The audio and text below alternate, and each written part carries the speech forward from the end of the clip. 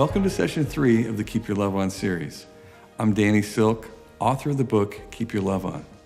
In this session, I'll talk to you about the relationship between fear and love and why it's important that we understand the damage fear creates to our connection and our ability to manage ourselves. I want you to experience how powerful it is when we choose a partnership with the spirit of love.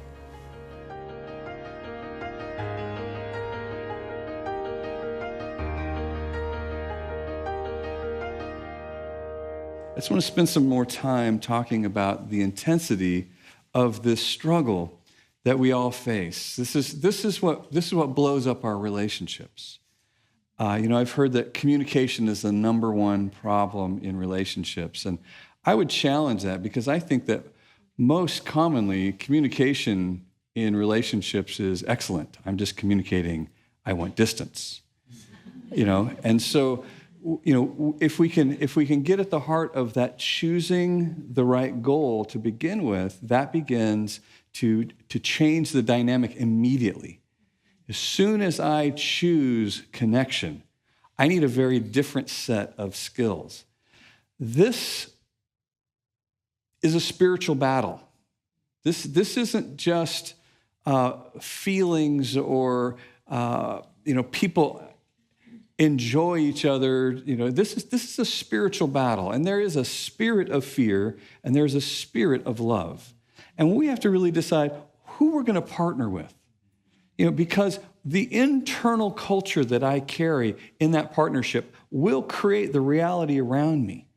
And so if I've grabbed onto fear and that is my mentor, if you will, then I'm going to create a culture of fear around me. And I will have relationships that are disconnected and distant over and over and over. And eventually I say things like, I don't really like people. People are dangerous. People are scary. People are just not my cup of tea. Well, no, that's not really. Really, what's happening is that anxiety that you've been hosting is creating that condition around you. Likewise, when you choose love, when you choose a partnership with a spirit of love, all of a sudden, I don't know why, but I can believe in people I don't even know. I can speak life. I can cheer people on who at one point were my enemies. What has given me this courage? What has given me this power? It is this eternal supply of life. It's the one who is building a family, one who's building a spiritual house. And that really has to do with paying attention to this spiritual battle, because you will end up in one of the camps. It's much better to choose the camp you want to be in. This idea of fear, the experience of fear, it changes the way you interpret your world. It changes the way you see things. A story that I heard years ago, I heard later that it was an urban legend, but I still like this story. That these two ladies are in Las Vegas, and while they're there, they're winning. They're like, oh my gosh, we're winning, And so they got their chips and their bucket of winnings, and they get in the elevator, and the elevator doors open, and there are 3 African-American men standing in this elevator. These ladies back into the elevator. They're standing there. And one of the men says, hit the floor. And both the ladies throw their buckets and land on their face. Now, apparently one of them was Eddie Murphy, and these were his 2 bodyguards.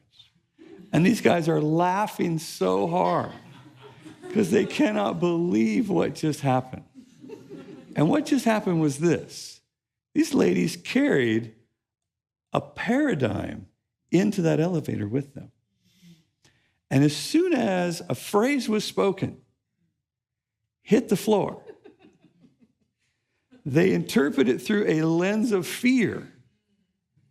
And the very worst them they got lands on the floor. Apparently the ladies go to check out of the hotel and the bill has been paid. Their entire bill has been paid. And there's a card. Ladies, thanks for the laughs. Haven't laughed like that in a long time. It was signed Eddie Murphy. It's important that we understand this cruel taskmaster of fear. It's important that we understand that it has a life. It has a real goal. And that goal is to kill, steal, and destroy from your life. This is the essence of our enemy. And that is to take away from your life. So when you put your hope in fear, when you put your hope in that spirit, you have recruited into your life destruction. You've recruited into your marriage, into your family, into your most intimate relationships.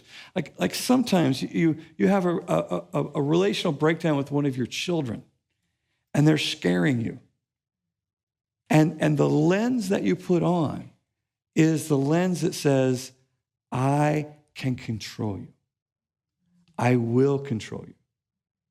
This is the seduction of this spirit, and that is to believe that through intimidation and the threat of punishment, you can control other people. But with our children, when they're younger, that illusion seems to work. You know, they're small, we can intimidate them. We are big. Rah! You wait. You wait until I'm taller. You wait until I'm more powerful than I am right now. I'll let you have it right now. But later, I'm going to let you have it. And then the reality, the truth of whether we control other people or not is staring us in the face. It's our teenager.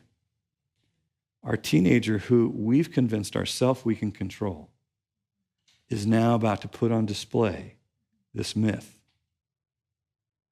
I don't care how scary you get. I'm not scared of you anymore. I'm not scared of what you can do. I'm not scared of what you can take away, because this is a battle of control, and I will fight back. And so, boom, we end up with this big disconnection. Fear fills that place, and now fear is running both of our paradigms. And fear is not bringing us together. Fear is driving us further and further apart. When I am trained in an environment where someone anxiously has been trying to control me, maybe since the time I'm very small, they've trained me in the belief that I am powerless because someone else can control me. See, if I believe this lie, if I believe the lie that I can control other people, I then believe I can control other people. And this is how it perpetuates through the generations, is I learned as a young child, I can be controlled. As I try to happen to my life, this is where victims get their schooling. This is where it happens is I was trained that I can be controlled. So the bad guy feels very real to me because they're controlling me. They're making my life like this. I can't do anything about it.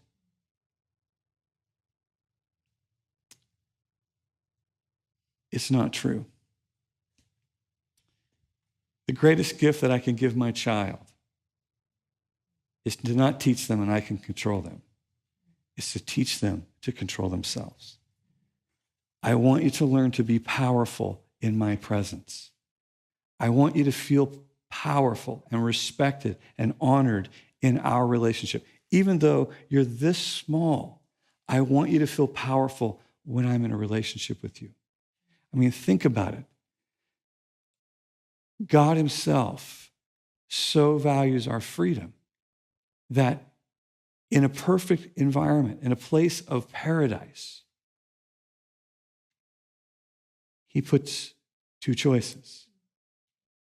You have the choice to disobey. the choice to rebel, the choice to walk away from him. It's a perfect place. He set up a perfect environment. And he has given you the option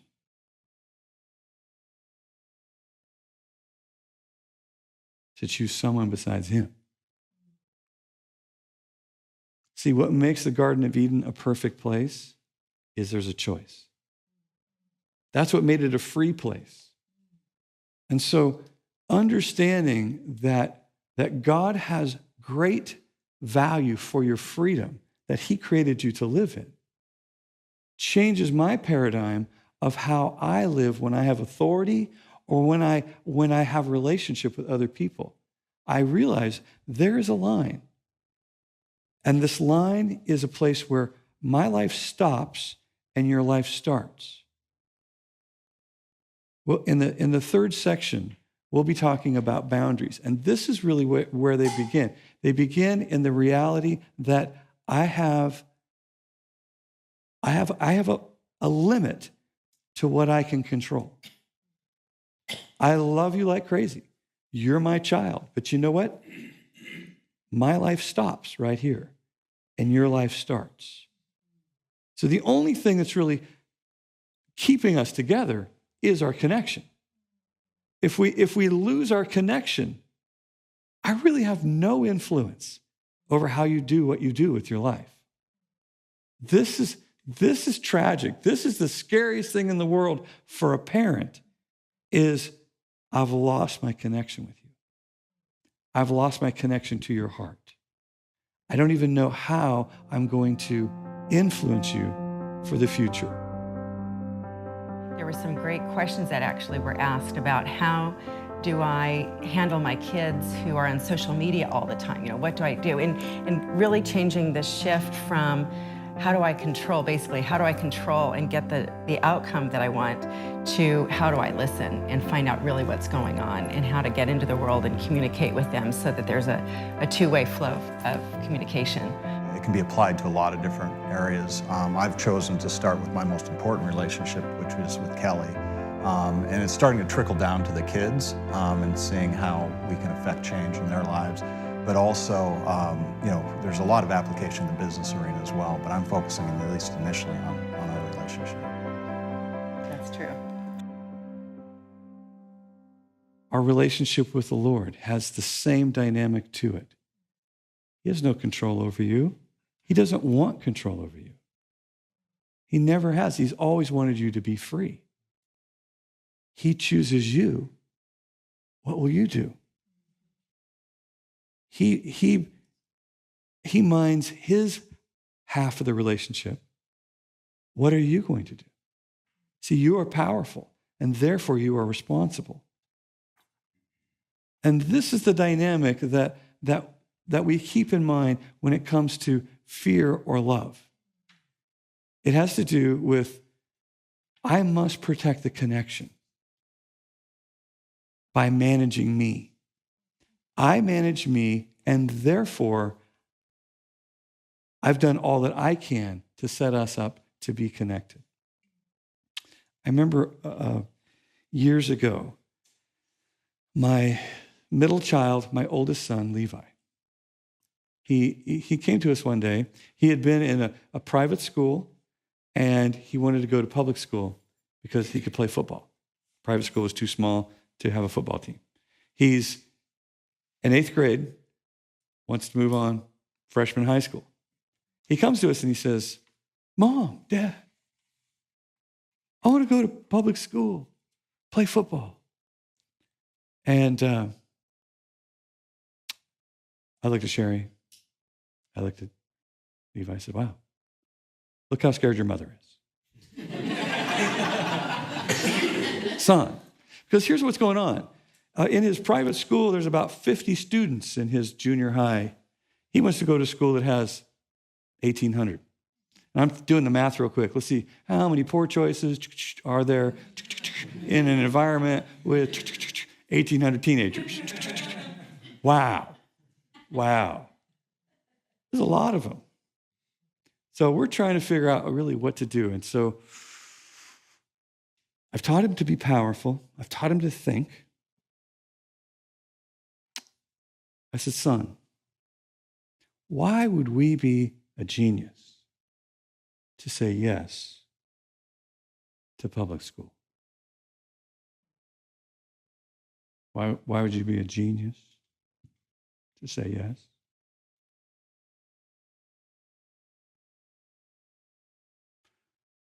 Because I will not break your heart.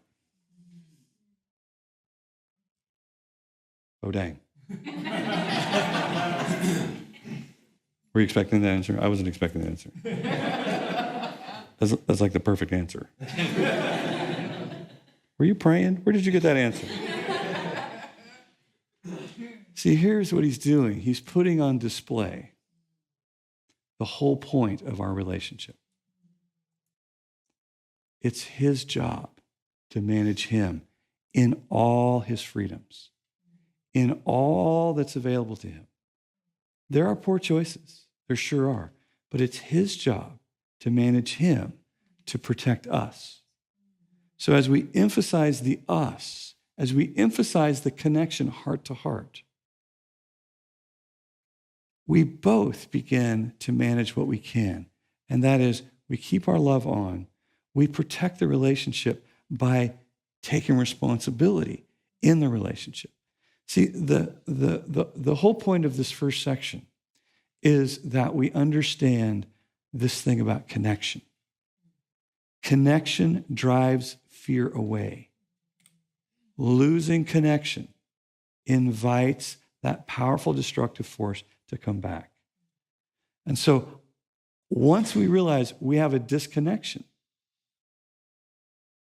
please register, this is the biggest problem in the world. The biggest problem in the world is to be disconnected. I do lots of teaching with parents. And I was in this public high school setting, and these kids, the parents in the room have freshmen who are being kicked out of school if something doesn't change. And so I'm talking to these parents, and I got them laughing, and I'm telling these stories, and there's this lady sitting in the front row, and she's not smiling, she's not laughing. And so I just start looking over her, like, okay, I'm not sure what your deal is there, lady, but I'm just going to go right around you. And somewhere in the middle of that session, she raises her hand. She says, all right, Mr. Know-It-All. I'm like, we're off to a great start, She says, my daughter is getting kicked out of high school. She won't do her homework. She fights with her brothers and sisters whenever they're in the room with her. She fights with me 5 times a day. She is smoking pot. She is sleeping with her boyfriend. She's sneaking out of the house at night. What do you do about that? And now I realize, this lady did not come here to be entertained. This lady is hurting. This lady needs some help. And so I said to her, talk to me about your connection with your daughter. How is your heart-to-heart connection with your daughter? And she looked at me like I rolled up a newspaper and swatted her in the nose. She was like, because she thought I was going to give her here's what you do. You do this, you do this, you do that. I did it. Didn't work. That's my connection with my daughter. And then pretty soon, the emotion starts to well up because now she's thinking about something she hasn't thought about for a long time. And that's the love they are not experiencing. Now here comes the tears. Here comes the tears, and she says, we don't have a connection. We are scared to death of each other. I said, right. I said, that is the biggest problem in the world. If you don't solve that problem, I really don't know what you're going to do about all that other stuff. And so we talked about love languages. We talked about cleaning up the mess. We talked about all kinds of stuff. She goes home. She comes back the next week. Every time I start with testimonies, like, okay, what happened last week? What worked? What didn't work? Let's let me help you. Her hand shoots up. It's a miracle. I said, what's a miracle? She goes, my daughter and I only fought 5 times last week. I'm thinking, wow, that'd be a rough week at my house. But we're down from 35, right? I said, well, what happened? She says, well, I went home, I cleaned up my mess with my daughter. I apologized for being a control freak and trying to scare her and, punish her for everything she did. And I told her I realized we were disconnected, and I told her I wanted to be connected. And then we talked about our love language, and we're about disconnected right now, but it's awesome. I said, well, fantastic. So next week comes, and next week this girl looks like she's about 14. She's walking about 10 paces behind. The mom sits down. The girl goes up and sits in the back of the room.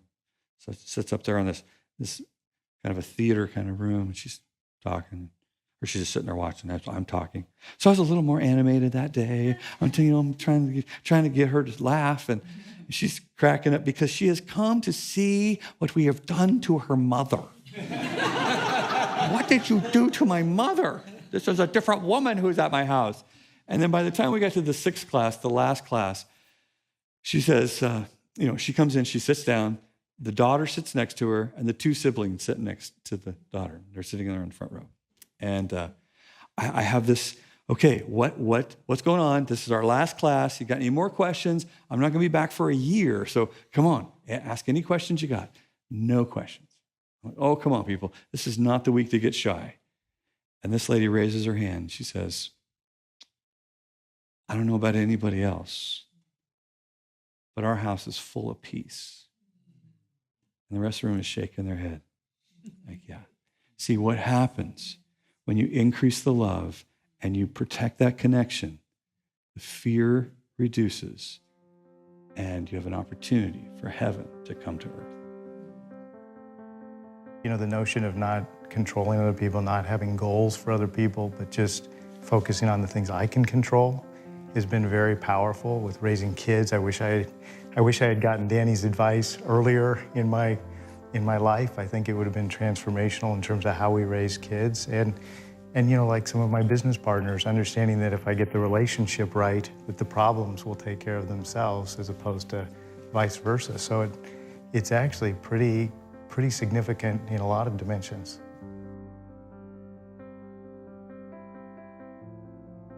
Ask yourself this simple question. Do I believe I can control other people? Control leads me to behave in a way that increases anxiety between me and the person I'm trying to connect with. I'd like you to take some time and ask yourself, what can I do to better control me? What can I do to protect our connection when I really do feel hurt or afraid? Remember, keep your love on.